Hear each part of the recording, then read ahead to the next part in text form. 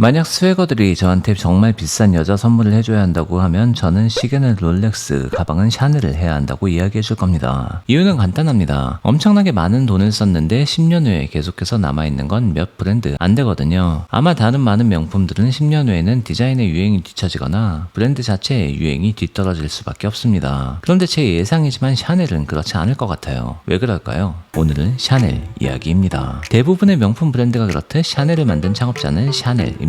샤넬은 1883년 프랑스에서 태어났습니다. 샤넬의 이미지를 떠올리면 프랑스의 귀족 집안에서 태어났을 것 같지만 그녀는 정말 가난한 집안에서 태어났습니다. 그의 아버지는 샤넬이 태어난 것에 관심도 없었고 어머니는 일찍이 병에 걸려 그녀가 어린아이일 때 사망했습니다. 그녀를 돌봐줄 사람이 없자 샤넬은 수녀원으로 보내지게 됩니다. 이런 기구한 그녀의 운명은 곧 그녀의 인생을 바꿔주는 계기가 되는데요. 수녀원에서 그녀는 매일마다 바느질을 해야 했습니다. 7년 동안 수녀원에서 바느질을 하면서 그녀의 바느질 실력은 엄청나졌습니다. 또한 수녀원에서 보고 자란 수녀복과 성당의 스테인드 글래스는 이후 샤넬의 디자인에 엄청난 영감을 주기 시작합니다. 성인이 되어 그녀는 수녀원을 나왔습니다. 수녀원에서 배운 바느질로 그녀는 낮에는 봉제회사를 다녔고 수녀원에서 틈틈이 했던 노래 실력을 바탕으로 밤에는 카페에서 가수로 활동하며 쉴 틈 없이 일을 했습니다. 이때 투잡을 뛴 것은 샤넬에게 또 하나의 전환점을 만들어줍니다. 먼저 그녀는 카페에서 노래를 하면서 코코라는 애칭을 얻게 되었는데 후에 이 애칭은 코코 샤넬의 앞글자를 따 샤넬의 로고 CC를 있게 만들어 주었습니다. 또 그녀는 이때 에드워드 카펠이라는 남자를 만나 첫사랑에 빠지게 됩니다. 카펠은 프랑스에서 무역상을 크게 하는 집안의 아들인 큰 부자였습니다. 이들의 관계는 사실 복잡했습니다. 카펠은 자신의 친구의 정부로 있었던 샤넬을 만나 사랑에 빠졌고 샤넬 또한 카펠을 사랑하기는 했지만 자신의 독립적인 삶을 위해 카펠과 연인 사이로 지냈지만 결혼은 거부하기도 했습니다. 어쨌건 카펠은 샤넬에 있어 가장 중요한 인물로 샤넬의 가장 대표백 중 하나인 보이백은 카펠의 애칭인 보이를 따서 만든 것이기도 합니다. 처음 샤넬은 카펠의 도움을 받아 자신의 첫 모자 가게를 차렸습니다. 파리의 깜본 거리에 첫 모자 가게를 연 후 엄청난 호응을 얻게 되면서 이후 샤넬은 자신만의 옷 브랜드 가브리엘 샤넬을 오픈합니다. 샤넬이 성공한 이유를 알려면 당시의 시대 배경을 알아야 합니다. 샤넬이 런칭한 시기인 1913년대만 해도 여자들의 옷은 화려하지만 반대로 말하면 매우 거추장스러웠습니다. 하지만 1914년 1차 세계대전이 일어나면서 대부분의 남자들은 전장에 나가게 되었습니다. 이때부터 가사 일을 하던 여성들의 노동력이 요구되기 시작했는데요. 샤넬은 기존의 거추장스러워 보이는 여성복을 단순하고 실용적으로 만들었습니다. 기존에는 없던 디자인에 여성들은 환호하기 시작하고 샤넬은 신여성의 대표 아이콘으로 떠오르게 되었죠. 특히 샤넬은 수녀원에서 머물 때 수녀복에서 아이디어를 얻어 기존까지는 장례식장에서나 입는다는 검정색 컬러를 미니멀한 드레스로 만들어 혁신을 일으켰습니다. 지금 보면 검정색 드레스가 무슨 혁신이냐라고 할 텐데 당시에는 화려하고 치렁치렁한 옷 일색이었던 여성의 스타일을 변화시킨 혁신적인 제품이었습니다. 거기에 향수의 클래식이라고 불리는 넘버 5를 만들어 대히트를 치면서 샤넬은 패션뿐 아니라 향수와 화장품에서도 혁명을 일으킨 존재였습니다. 이렇게 샤넬은 승승장구하며 1935년 당시 직원만 4,000명에 달할 정도로 프랑스를 대표하는 브랜드가 되었습니다. 하지만 샤넬의 첫 번째 위기가 찾아옵니다. 샤넬을 뜨게 해준 계기가 1차 세계대전이었다면 2차 세계대전으로 인해 샤넬은 더 이상 판매를 할 수 없었습니다. 하지만 샤넬은 2차 세계대전이 끝나고 71세의 나이에 파리로 돌아와 다시 제품 개발을 시작합니다. 이때 나온 제품들이 60년이 넘게 매해 색상만 바꿔 우려먹고 있는 트위드 자켓과 샤넬의 대표백이라고 할 수 있는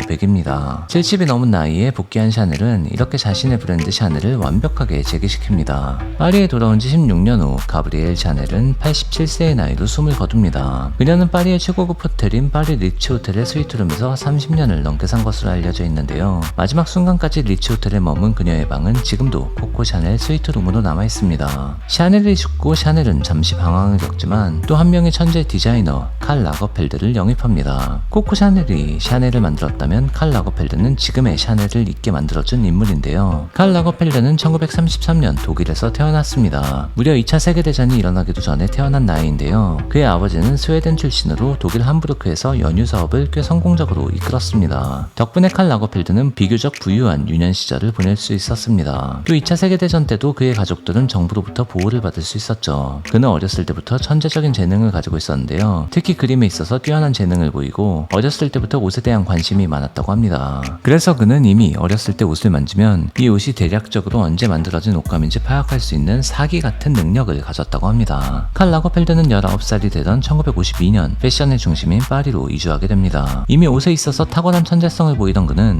파리로 옮긴 지 지 2년 만에 국제양모사무국이 주최한 디자인 대회에서 당당히 코트 부문 1위를 거머쥡니다. 이때 1등을 하면서 그는 당시 거장이자 브랜드 발망을 만든 피에르 발망 밑으로 들어가게 됩니다. 사실 칼 라거펠트의 초창기 디자인들은 큰 호평을 받지 못했습니다. 실제 그가 20대 때 내놓은 디자인들은 각 매체에서 호평보다는 악평을 많이 받았습니다. 이후 약 9년간 브랜드의 디자이너로 일하며 실력을 쌓은 칼 라거펠트는 1963년 독립을 선언하고 프리랜서 디자이너의 길을 걷기도 합니다. 이는 이후 칼의 신의 한 수가 됩니다. 프리를 선언한 지 1년 만에 그는 클로이의 디자인팀에 합류하고 다음 해에는 펜디의 디자인팀에도 합류하게 됩니다. 프리랜서 디자이너를 선언했기 때문에 꼭 한 브랜드와만 작업을 하지 않고 다양한 브랜드와 작업을 할 수 있었는데요. 칼 라거펠트는 당시 너무 예술성과 최고급성에만 치중되어 있던 파리의 패션 디자인의 환멸을 느끼고 좀 더 대중적이고 젊은 세대의 취향에 맞는 옷을 만들기 시작합니다. 프리랜서 이전 다른 브랜드의 디자이너로 대세를 따라가면서 만들던 옷은 안 좋은 평가가 가득했지만 이후 그만의 길을 걷기 시작하면서 그는 대중적으로나 상업적으로 큰 성공을 끌게 됩니다. 1982년 세계 패션 역사의 길이 남을 발표가 이루어지는데요. 바로 샤넬의 칼 라거펠트 영입입니다. 당시 파리의 패션계는 매우 보수적이었습니다. 예술적인 옷과는 거리가 먼 기성복을 만드는 심지어 프랑스인도 아닌 독일인인 칼 라거펠트를 샤넬이 영입한다고 했을 때 내외부적으로는 엄청난 반발이 있었습니다. 하지만 샤넬의 소유주들은 당시 샤넬의 위력이 갈수록 줄어들고 올드해진다고 판단하여 분위기를 갈아엎을 게임 메이커로 칼 라거펠트를 영입했습니다.